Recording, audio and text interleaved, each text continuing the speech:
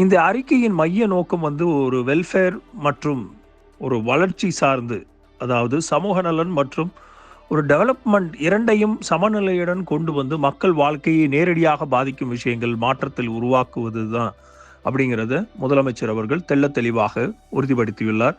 குறிப்பாக பெண்களை மையமாக கொண்டு உருவாக்கப்பட்டுள்ள திட்டங்கள் இந்த மேனிஃபெஸ்டோவின் முக்கியமாக பலமாக பார்க்கப்படுகிறது. இல்லத்தரசி கூப்பான் எனக்கூடிய இந்த 8000 ரூபாய் மதிப்புள்ள கூப்பன் திட்டம் வீட்டு உபயோகப் பொருட்களை வாங்க உதவும் வகையில் வடிவமைக்கப்பட்டுள்ளன. இதனுடன் பெண்களுக்கு வழங்கப்படும் மாதாந்திர உதவித்தொகையான ரூபாய் 1000 2000 ரூபாயை உயர்த்தி கொடுக்கக்கூடிய வாக்குறுதியையும் சேர்த்து குடும்ப பொருளாதாரத்தை நேரடியாக மேம்படுத்தும் முயற்சியாக இது பார்க்கணும்.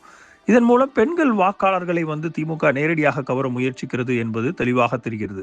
ஏனெனில் இன்றைய தேர்தல் அரசியலில் பெண்களுடைய வாக்கு மிகப்பெரிய ஒரு தாக்கத்தை ஏற்படுத்தக்கூடிய ஒரு சாராம்சமாக மாறியுள்ளது. மிகப்பெரிய ஒரு விஷயமாக பார்க்கணும். இதற்கிடையில் சமூக நலத்திட்டங்களில் திமுக மேலும் விரிவாக்கத்தை முன்வைத்துள்ளது. காலை உணவு திட்டம் எனக்கூடிய மிக முக்கியமான இந்த பிரேக்ஃபாஸ்ட் ஸ்கீமை விரிவுபடுத்தக்கூடிய வாய்ப்புகளையும் உருவாக்கி இருக்கிறது. ஏற்கனவே செயல்பாட்டில் உள்ள பல நலத்திட்டங்கள் அதிகரிக்கப்படும் என்ற வாக்குறுதிகளையும் கூறியுள்ளது இந்த மேனிஃபெஸ்டோவில்.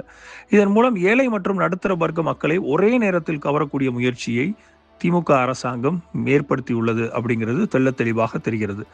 திராவிடியன் மாடல் என்பது வெறும் குகோஷம் அல்ல, அது ஒரு வெல்ஃபேர் ஸ்டேட் அணுகுமுறை என்பதை மீண்டும் ஒரு முறை வலியுறுத்தும் வகையில் இந்த மேனிஃபெஸ்டோ தயாரிக்கப்பட்டுள்ளதாக திமுகவினுடைய தலைவரும் முதலமைச்சருமான திரு மு க ஸ்டாலின் நேற்றைய அறிக்கையில் மூலம் தெரிவித்துள்ளார். விவசாயம் மற்றும் கிராம வளர்ச்சிக்கும் முக்கியத்துவம் அளிக்கப்பட்டுள்ளது. சிறு விவசாயிகளுக்கான ஆதரவு, கிராமப்புற அடித்தள வசதிகள் மேம்பாட்டு போன்ற பல்வேறு வாக்குறுதிகள் மூலம் ஒரு ரூரல் ஓட் பேங்கையும் உறுதியாக வைத்திருக்க முயற்சி தெளிவாக தெரிகிறது. சுகாதாரம் மற்றும் கல்வித்துறையிலும் அரசு பள்ளிகள், மருத்துவமனைகள் ஆகியவற்றின் தரத்தை உயர்த்தும் திட்டங்கள் தொடர்ச்சியாக இருக்கும் எனவும் கூறப்பட்டுள்ளது. இது 2021 தேர்தல் அறிக்கையில் நீட்சியாகவே பார்க்கப்படும். மெயினாக பொருளாதாரம் மற்றும் வேலைவாய்ப்பு உருவாக்கத்திலும் திமுக கவனம் செலுத்தியுள்ளது இந்த அறிக்கையின் மூலமாக நாம் பார்க்க போகிறோம். அதே மாதிரி புதிய முதலீடுகளை ஈர்த்தலும், தொழில்துறை வளர்ச்சி, வேலைவாய்ப்பு உருவாக்கம் ஆகியவை இந்த மேனிஃபெஸ்டோவின் மிக முக்கியமான செயல் திட்டங்களாக இடம்பெற்றுள்ளன. இதன் மூலம் திமுக நாங்கள் வெறும் வெல்ஃபேர் மட்டும் செய்யவில்லை, வளர்ச்சியும் கொண்டு வருகிறோம் இந்த தேசத்திற்கு அப்படிங்கிற அந்த இரட்டை அரசியல் செய்தியை மிகவும் வலுவாக தெரிவிக்க முயற்சி செய்கிறார்கள். இந்த ரீல்ஸினுடைய முழு வீடியோ த லீடர்ஸ் தமிழ் யூடியூப் சேனலில் கண்டுகளியுங்கள்.